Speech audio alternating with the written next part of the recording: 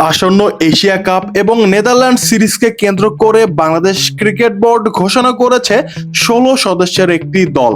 এবং এই দল নিয়ে আদৌ কি বাংলাদেশ এশিয়া কাপের দৌড়ে কতটা এগিয়ে থাকতে পারবে এবং নেদারল্যান্ডসের সাথে সিরিজ জিততে পারবে কিনা, এটাই এখন সবচেয়ে বড় প্রশ্ন। বাংলাদেশ দল ঘোষণার সবচেয়ে বড় চমক হলো প্রায় 3 বছর পর উইকেট রক্ষক ব্যাটার নুরুল হাসান সোহানের প্রত্যাবর্তন। একই সঙ্গে 2 বছর পর জাতীয় দলে ফিরেছেন top order batter Saif Hasan. Liton দাসের নেতৃত্বে ঘোষিত 16 সদস্যের স্কোয়াডে আছেন অভিজ্ঞতা আর তরুণ উদ্যমের এক মিশেল। টপ অর্ডারে থাকছেন তানজিদ হাসান তামিম ও পারভেজ হোসেন ইমন, যারা পাওয়ার প্লেতে আক্রমণাত্মক সূচনা দিতে পারেন। তাদের সঙ্গে থাকছেন সাইফ হাসান, যিনি দীর্ঘদিন পর ফিরলেও ঘরোয়া ক্রিকেটের ধারাবাহিক পারফর্ম করে সুযোগ পেয়েছেন। মিডল অর্ডারে থাকছেন নির্ভরযোগ্য তাহিদ হৃদয়, জাকের আলী অনিক এবং শামীম হোসেন পাটোয়ারি।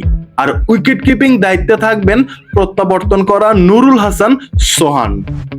স্পিন বিভাগে থাকছেন শেখ মাহাদি হাসান, যিনি কিন্তু ইতোমধ্যে শ্রীলঙ্কা এবং পাকিস্তান সিরিজে নিজের কাজটা করে ফেলেছেন, নিজের দক্ষতার প্রমাণ দিয়েছেন। তারপর থাকছেন রিশাদ হোসেন এবং নাসুম আহমেদ।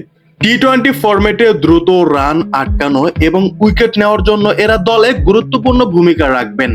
অন্যদিকে পেস আক্রমণে আছেন মুস্তাফিজুর রহমান, তাসকিন আহমেদ, শরীফুল ইসলাম ও তরুণ তানজিম হাসান সাকিব। সঙ্গে যোগ হয়েছেন অলরাউন্ডার মোহাম্মদ সাইফুদ্দিন, যিনি ব্যাটিং বোলিং দুই বিভাগেই ভারসাম্য আনতে পারেন।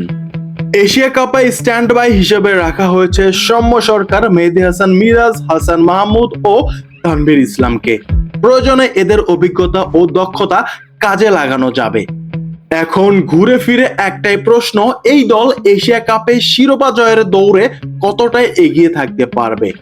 বাংলাদেশ দলকে দেখলে বোঝা যায় ব্যাটিং এ অনেক তরুণ প্রতিভা আছে, তবে ধারাবাহিকতা বজায় রাখা বড় চ্যালেঞ্জ।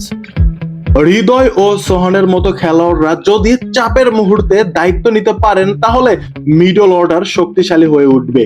বোলিং ইউনিটে মুস্তাফিজ, তাসকিন, শরীফুলরা ফর্মে থাকলে যে কোনো দলকে চাপে ফেলা সম্ভব। অন্যদিকে স্পিন ইউনিট যে কোনো ওভারেই কিন্তু ম্যাচ ঘুরিয়ে দিতে পারেন। তবে ভারতের মতো শক্তিশালী দল, পাকিস্তানের মতো বোলিং আক্রমণ কিংবা শ্রীলঙ্কার মতো ভারসাম্যপূর্ণ স্কোয়াডের বিপক্ষে লড়াই করতে হলে ব্যাটিং অর্ডারকে আরো দৃঢ় হতে হবে। উইকেট রক্ষক ব্যাটার সোহানের ফেরা, অলরাউন্ডার সাইফুদ্দিনের উপস্থিতি, সব মিলিয়ে ভারসাম্যপূর্ণ একটি দল হয়ে দাঁড়িয়েছে বাংলাদেশ স্কোয়াড। অতএব বলা যায়, এই দল যদি আত্মবিশ্বাস ধরে রাখে এবং পরিকল্পনা অনুযায়ী খেলতে পারে, তাহলে বাংলাদেশ এশিয়া কাপে অন্তত সেমিফাইনালে পৌঁছানোর মতো শক্তি রাখে। আর সঠিক দিনে সঠিক ব্যাটিং বোলিং ক্লিক করলে তাহলে ট্রফি জয়ের সম্ভাবনাও কিন্তু কম নয়। আপনারা কি ভাবছেন? কমেন্টে আপনাদের মতামত দেখতে চাই। বাংলাদেশ স্কোয়াড কেমন হলো এবং আর কাকে কাকে স্কোয়াডে রাখা যেত বলে আপনি মনে করেন, কমেন্টে জানাবেন। আর প্লিজ সাবস্ক্রাইব করবেন।